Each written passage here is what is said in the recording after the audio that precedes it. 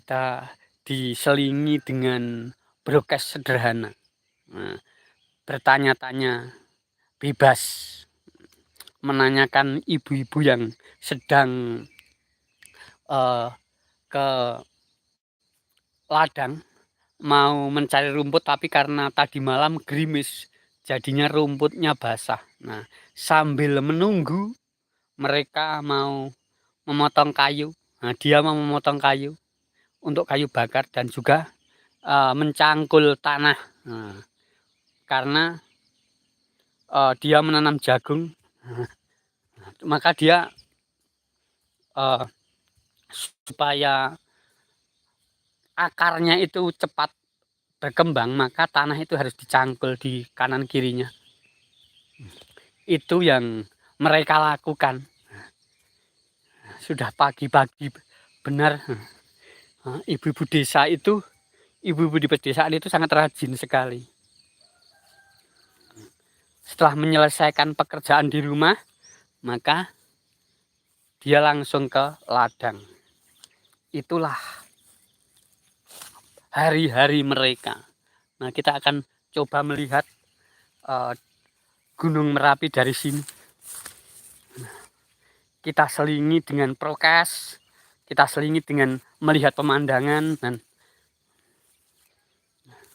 ini menambah semangat, membuat suasana itu menjadi indah,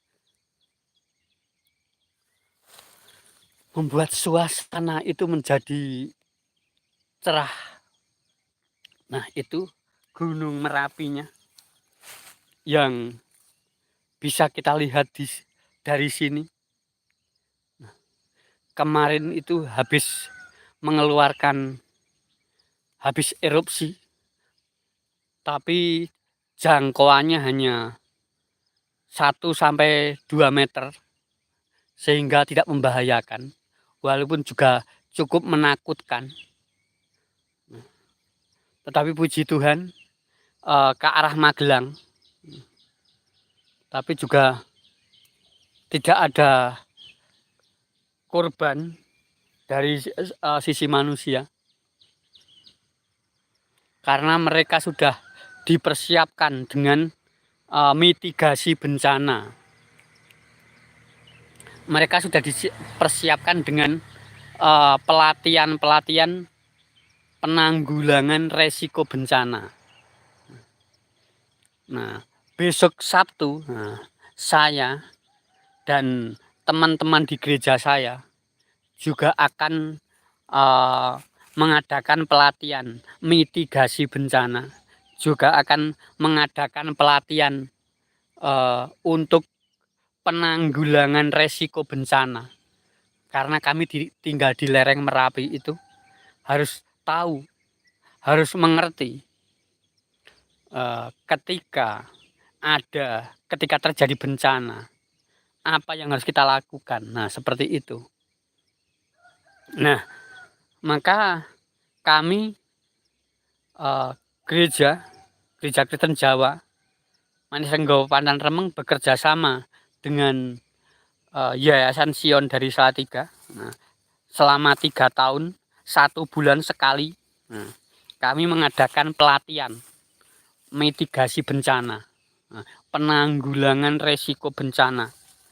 Nah, itu, dan juga di samping itu juga kader kesehatan.